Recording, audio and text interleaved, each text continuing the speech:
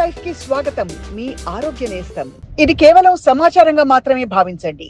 ఈ సమాచారం ఆధారంగా ఆరోగ్య సమస్యలకు సంబంధించిన నిర్ణయాలు తీసుకోవద్దు. అందుకోసం వైద్య నిపుణులను సంప్రదించండి. హెరిడిటరీగా లేని పరిస్థితుల్లో ఏ వయసులో సెట్ అవుతుంది ఇది ఆన్సెట్ మొదలవుతుంది సార్? డయాబెటీస్ టైప్ 2 డయాబెటీస్ అండి ఈ మధ్యకాలంలో లాస్ట్ 5 yearsలో 20-25 years కూడా చూస్తున్నామండి.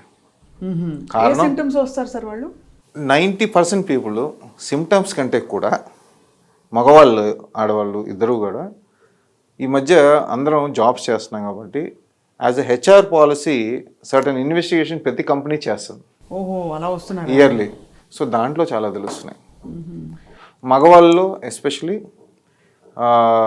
యూరిన్ వెళ్ళే చోట ఇన్ఫెక్షన్ రావటం, ఆడవాళ్ళు యూరిన్ వెళ్ళే చోట ఇన్ఫెక్షన్ రావటం, వీటితో ఆ సిమ్టమ్స్ వస్తే మనం చెక్ చేస్తే షుగర్ బయటపడటం. ఒక 5% పీపుల్ సడన్గా వెయిట్ లాస్, షుగర్ బాగా పెరిగిపోతే వెయిట్ లాస్ అవుతుంది. సడన్గా వెయిట్ లాస్ అని వస్తారు, వాళ్ళు చెక్ చేసి హై షుగర్స్ 400-500 షుగర్స్ ఉండి కెటబాలిజంలోకి వెళ్ళిపోయి వెయిట్ లాస్ అవుతారు.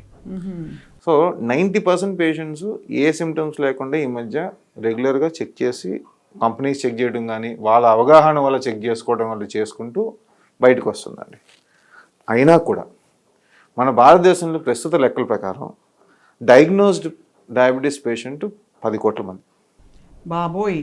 డయాగ్నోస్డ్ అంతే ఈక్వల్ అన్డయాగ్నోస్డ్ ఉన్నారు ఇంకో 10 కోట్ల మంది. అంటే వాళ్ళకు ఉన్నదని కూడా తెలియదు. ఇంకో 10 కోట్ల మంది ప్రీ డయాబెటీస్లో ఉన్నారు, అంటే ఎప్పుడైనా ఇటుపక్క కన్వర్ట్ అయ్యే వాళ్ళు ఉన్నారు. అది బా. సో మనకు 130 కోట్ల మంది డయాబెటీస్తో ఉన్నారు. హైపర్ టెన్షన్ 40% ఉంది అర్బన్ రూరల్ కంబైన్ చేసుకుంటే. అంటే మన పిల్లల పాపులేషన్ తీసుకున్న 80 కోట్ల మంది అడల్ట్ పాపులేషన్లో ఆల్మోస్ట్ 30-40 crores హైపర్ టెన్షన్ ఉన్నాం. ఈ మిక్స్ అండ్ మ్యాచ్ చేసుకుంటే ఆల్మోస్ట్ 40-50 crores ఏదో ఒక క్రానిక్ డిసీజ్ అంటే బీపీ షుగర్ ఉండటం వల్ల బాధపడుతున్నాం. అది ఎంత దారుణం సార్.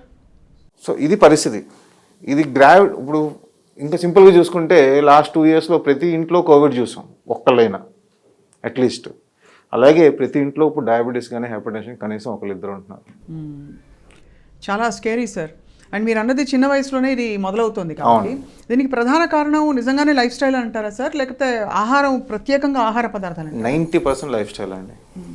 హెరిడిటరీగా వచ్చేది ఉంటుంది, నేను కాదంటలేదు. ఇప్పుడు ఫర్ ఎగ్జాంపుల్ పేరెంట్స్కి ఒకరికి ఉందనుకోండి డయాబెటీస్, నెక్స్ట్ జనరేషన్లో మేల్ అయినా ఫీమేల్ అయినా ఈక్వల్గా 40% రిస్క్ ఉంటుంది రావడానికి. ఇద్దరు పేరెంట్స్కి ఉందనుకోండి 90% రిస్క్ ఉంటుంది. రిస్క్ ఉందని చెప్తున్నాం కానీ వస్తుందని కాదు. రైట్. సో రిస్క్ ఉన్నప్పుడు ఏం చేస్తాం? రిస్క్ మిటిగేషన్ చేయాలి.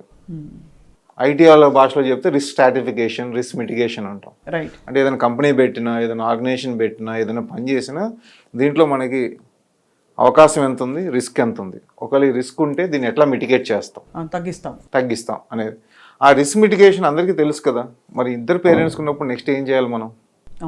ఫస్ట్ ఆహార అలవాట్లు ఏం చేస్తున్నాం అనేది చూసుకోవాలి, అధిక బరువు అవ్వకుండా చూసుకోవాలి, ఫిజికల్ యాక్టివిటీ తీసుకోవాలి. Last but not the least sleep and stress, రెండు చాలా ఇంపార్టెంట్. చాలా మెటాబాలిజంకి చాలా ఇంపార్టెంట్. అండ్ దీంట్లో ఇంకోటి ఇంపార్టెంట్ ఏంటంటే మన ఐటీ క్రౌడ్ ఉన్నారు కదా, చాలా మటుకు యూఎస్కి చేస్తున్నాం మనం. వాళ్ళ పని అంతా మనం చేస్తున్నారు ఇక్కడ, కాల్ సెంటర్స్ కానీ ఐటీ పని కానీ. వాళ్ళు పొద్దున్నే చేస్తారు, మనల్ని నైట్ చేస్తారు, వాళ్ళని బ్యాలెన్స్ చేయడానికి.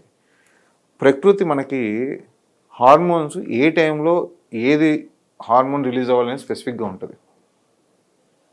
నైట్ అయితే మెలటోనిన్ రిలీజ్ అవ్వాలి, చీకటి పడగానే, కంటికి చీకటి అని తెలియగానే, సూర్యాస్తమం అవ్వగానే, నిద్రపోయే టైం అని చెప్పి చీకటి రాగానే మెలటోనిన్ హార్మోన్ రిలీజ్ అవ్వాలి. పొద్దున్నే లేసేవాడికి కార్టిసాల్ రిలీజ్ అవ్వాలి, ఎందుకంటే యాక్టివిటీకి వెళ్తున్నాం కాబట్టి. సో ఇలా ప్రతి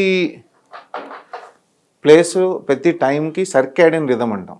బాడీకి స్పెసిఫిక్ టైంలో స్పెసిఫిక్ హార్మోన్స్ రిలీజ్ అవుతాయి. నైట్ డ్యూటీలు చేయడం వల్ల, యూఎస్కి వేరే కౌంటర్ పార్ట్స్కి చేయడం వల్ల మన సర్కాడియన్ రిథమ్ కూడా పాడు చేసేసాం లాస్ట్ 20 సంవత్సరాలు యంగ్ పీపుల్లో. That itself will cause BP and sugar and అధిక కొలెస్ట్రాల్.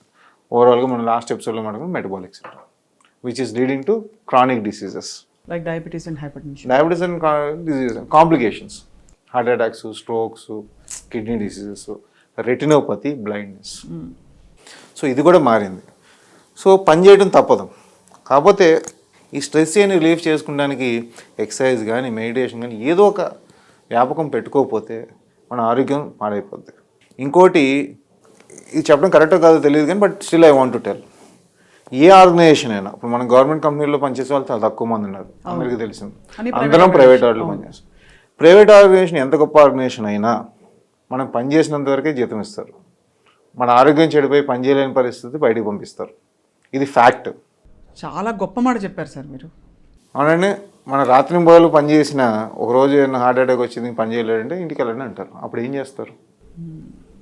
మీ ఆరోగ్యాన్ని పట్టించుకోకుండా మీ అలవాట్లు ఉండి పార్టీస్ అని టైంకి సంబంధం లేకుండా పనిచేసి స్ట్రెస్ తీసుకుని ఆరోగ్యం పాడు చేసుకుంటే ఏ కంపెనీ మిమ్మల్ని తర్వాత చూసుకో. పని అంత వరకే పని, అది పని చేయలేకపోతే బయటికి వెళ్ళు. సో మన ఆరోగ్యం గురించి మనం ఆలోచించాలంటే కొంత ఒక గంట రోజుకి మన మీద మనం ఆలోచించుకునే పరిస్థితి వస్తేనే ఆరోగ్యం బెటర్గా ఉంటుంది. అండ్ అంత ఇట్స్ యాక్చువల్లీ అన్ ఇన్వెస్ట్మెంట్. మనం ఏదో ఎస్, ఇతరత్ర ఆస్తుల కంటే కూడా ఇది అతిపెద్ద ఆస్తి మనది. అంటే 100 ఏళ్ళు బతకాలని కాదు, బతికినా క్వాలిటీ ఆఫ్ లైఫ్తో బతకడం అనేది ఇంపార్టెంట్. చాలా ఇంపార్టెంట్ సార్. ఇది కేవలం సమాచారంగా మాత్రమే భావించండి. ఈ సమాచారం ఆధారంగా ఆరోగ్య సమస్యలకు సంబంధించిన నిర్ణయాలు తీసుకోవద్దు. అందుకోసం వైద్య నిపుణులను సంప్రదించండి.